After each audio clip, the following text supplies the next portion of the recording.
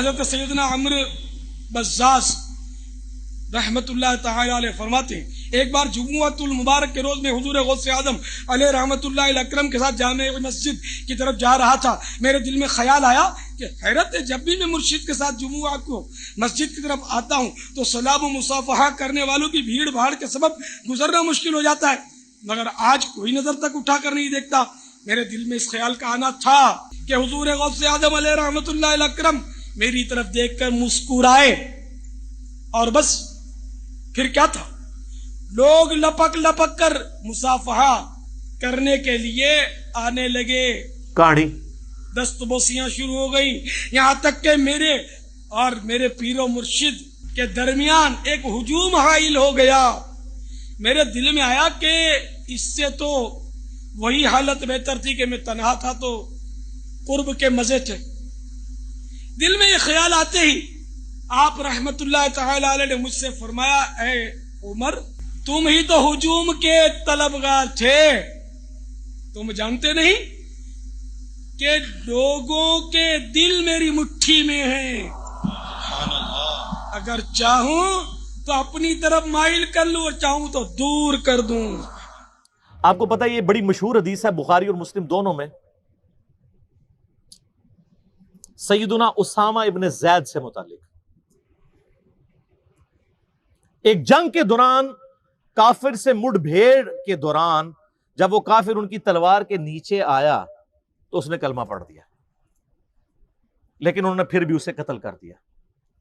بعد میں قلق تھا، نبی علیہ السلام کی خدمت میں حاضر ہوئے کہ یا رسول اللہ اس طرح لڑائی ہوئی، وہ میری تلوار کے نیچے آیا، کلمہ پڑھ دیا، پھر بھی میں نے اسے قتل کر دیا. تو نبی علیہ السلام فرمایا تو نے اسے کیوں قتل کیا؟ کہ یا رسول اللہ اس نے اوپر سے کلمہ پڑھا تھا، ڈر کی وجہ سے، اندروں وہ کافر تھی. ہو سکتا ہے یہ بات ٹھیک بھی ہو، ہم بھی یہی ججمنٹ کرتے، لیکن نبی علیہ السلام نے فرمایا کیا تو نے اس کا دل چیر لیا تھا؟ تو صحابہ نے تو نہیں کہا یا رسول اللہ کہ اولیاء اللہ دل کا حال جان لیتے ہیں تو ہم تو اولیاء کے امام ہیں. جی میں نے دل چیر لیا تھا. اور جو کہہ رہا تھا اس کو بھی پتا تھا میں کیا کہہ رہا ہوں، کہ کوئی نہیں دل چیر سکتا، صرف نبی کو وحی کی تائید حاصل ہوتی ہے. پھر آپ نے فرمایا اسامہ تو کیا کرے گا جب قیامت والے دن وہ کلمہ پڑھتا ہوا اللہ کے حضور تیرے خلاف مقدمہ قائم کرے گا؟ اسامہ تو کیا کرے گا، اسامہ تو کیا کرے گا، اسامہ تو کیا کرے گا. نبی علیہ السلام یہ الفاظ ریپیٹ کرتے رہے. سیدنا اسامہ کہتے ہیں میری خواہش ہوئی کاش آج سے پہلے میں کافر ہوتا اور آج کلمہ پڑھ کے مسلمان ہوا ہوتا، کم از کم میرا یہ گناہ تو دھل جاتا.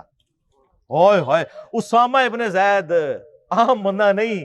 صحیح بخاری میں حدیث ہے کہ نبی علیہ السلام زانوں پہ ایک طرف حسن ابن علی کو بٹھاتے تھے تو دوسرے طرف اسامہ ابن زید کو، حضور کے بچوں کی مانت، پوتا حضور کا صلی اللہ علیہ وآلہ وسلم. بڑے بڑے صحابہ غصے کی حالت میں نبی علیہ السلام کو اپروچ نہیں کرتے تھے تو اسامہ ابن زید سے سفارش کرواتے تھے. وہ جو بخاری مسلم میں حدیث ہے جب فاطمہ نامی عورت کی چوری کا مقدمہ آیا اور نبی علیہ السلام کو سفارش کی گئی، وہ بھی اسامہ کے ذریعے کی گئی تھی، لیکن حضور نے ادھر بھی لحاظ نہیں کیا. آپ نے فرمایا تم لوگ مجھے سفارشیں کرواتے ہو، اللہ کی قسم تم سے اگلے لوگ اس لیے تباہ و برباد ہوئے، ان کے اشرافیہ کے لیے الگ قانون ہوتے تھے اور عام لوگوں کے لیے الگ. اللہ کی قسم اگر میری بیٹی فاطمہ بھی چوری کرتی میں اس کے بھی ہاتھ کٹوا دیتا. مجھے اپروچ کرتے ہو تم. یہ ہے اسامہ ابن زید. اور اب ذرا مجھے بتائیں جو کہتے ہیں جی بزرگ دلوں کے حال جان لیتے ہیں، کہتے ہیں تم جانتے نہیں کہ لوگوں کے دل میری مٹھی میں ہیں، اگر چاہوں تو اپنی طرف مائل کر لوں اور چاہوں تو دور کر دوں. آپ رائے ونڈ چلے جائیں، آپ ملتان شریف چلے جائیں، کسی بھی شریف جگہ پہ چلے جائیں تو مرید وہ ڈر ڈر کے بیٹھے ہوتے ہیں جی بزرگ دل کا حال جان لیتے ہیں. میں نے کہا نا، پرانیاں گلاں، پرانے فرقے، پرانے بزرگ. ہوں تو انہاں دی برسیاں بھی ہو چکی ہیں نا، 1000 سالہ برسیاں. جو جتنا پرانا ہے وہ اتنی برسی ہو چکی ہے. میں یہ چیلنج کرتا ہوں، میں اپنی میکینیکل انجینئرنگ میں سے مشین ڈیزائن کا یا اسٹرینتھ آف مٹیریل کا ایک فارمولا میکینکس آف مٹیریلز کا لکھ کے دیتا ہوں کاغذ کے اوپر، کوئی دنیا کا بزرگ مجھے دیکھ کے پڑھ کے بتا دے. ہاں اگر وقت کا پیغمبر ہو وہ پڑھ کے بتا سکتا ہے کیونکہ اسے وحی کی تائید حاصل ہوگی. نبی علیہ السلام کو کئی مواقع کے اوپر آپ کو پتا ہے کافروں نے سوال کیے ہیں، نبی علیہ السلام کو نہیں پتا تھا، اللہ نے صورتیں نازل کر کے جواب سکھا دیے. قصہ موسیٰ اور خضر سکھایا، حضرت یوسف علیہ السلام کی بایوگرافی سکھائی، ذوالقرنین بادشاہ سے متعلق سکھایا سورۃ الکہف میں. وہ ایک دیوبندی مولانا بیٹھا ہوا ہے کوئی مجہول قسم کا، اور وہ اپنے آپ کو کہتا ہے میں مفتی اعظم امریکہ ہوں. اس نے میرے جواب میں ریکارڈ کرایا، اس نے دیکھو کتنا گستاخ ہوا ہے. وہ کہتا ہے یہ تو اللہ کے نبی کے سامنے بھی رکھو تو وہ بھی فارمولہ نہیں پڑھ سکتے.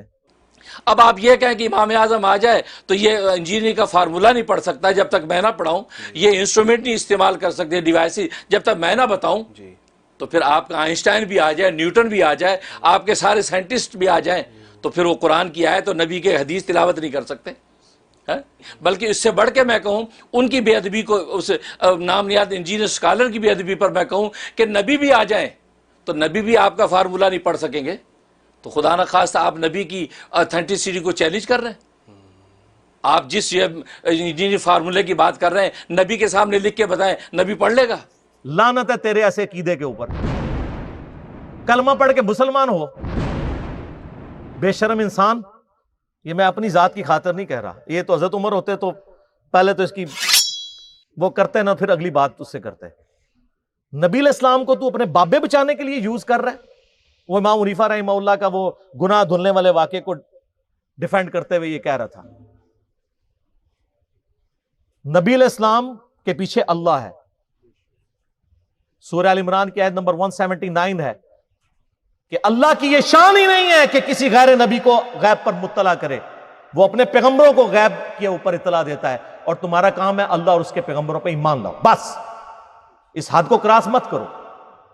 تو نبی علیہ السلام کو اگر یہ چیلنج دیا جائے وقت کے پیغمبر کو، وہ پڑھ کے سنا بھی دے گا، اس کو اللہ آنے واحد میں سب کچھ سکھا دے گا. بابوں کو اس لیے میں چیلنج کر رہا ہوں کہ تمہارا تو کہنا ہے کہ ہمارا اللہ سے تعلق ہے، اللہ کو تو آتی ہے نا انجینئرنگ، پڑھ کے بتاؤ. تم کہتے ہو ہم دلوں کے حال جانتے ہیں، ہمیں کشف القبور ہوتا ہے.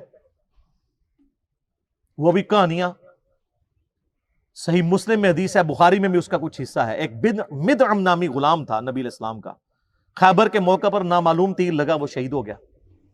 صحابہ نے کہا سیدھا جنتی ہے. آپ فرمایا تم جنتی کہہ رہے ہو، اس نے تو مال غنیمت کی ایک چادر چرائی تھی جو آگ کی پہنا دی گئی ہے اس کے اوپر، میں دیکھ رہا ہوں.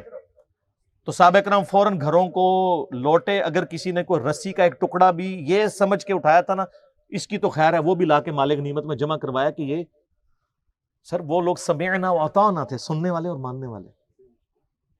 تو صحابہ کرام کو تو سامنے میت کے اوپر آگ کی جو چادر نظر نہیں آئی ہے. بخاری مسلم میں حدیث ہے، نبی علیہ السلام گزر رہے تھے، آپ رک گئے، آپ کا خچر بدک گیا، کیونکہ آپ علیہ السلام اس میں بیٹھے ہوئے تھے. اس کی برکت سے اللہ نے اس کو بھی دکھا دیا. ویسے ہی بخاری مسلم میں حدیث ہے کہ ایک مناظر جو ہیں وہ جنوں انس کے علاوہ ساری مخلوقات دیکھتی ہیں. آپ فرمائیں دو قبر والوں کو عذاب ہو رہا ہے. ایک پیشاب کے چھینٹوں سے نہیں بچتا تھا، دوسرا چغلی کھاتا تھا. پھر آپ نے ایک ٹہنی توڑ کے اس کے دو حصے کر کے لگایا. فرمایا جب تک یہ ہری رہیں گی ان کے عذاب میں تخفیف ہوتی رہے گی، نبی علیہ السلام کی مبارک ہاتھوں کی برکت سے. تو صحابہ کرام کو تو عذاب قبر نظر نہیں آیا. کہانیاں دل کا حال جان لیتے ہیں. سر اب زمانہ بدل چکا ہے، اب ہر طرف صدا ہے کیا کہ نہ میں وابی نہ میں بابی، میں ہوں مسلم. علمی کتابی، یہ علمی کتابی بات ہے.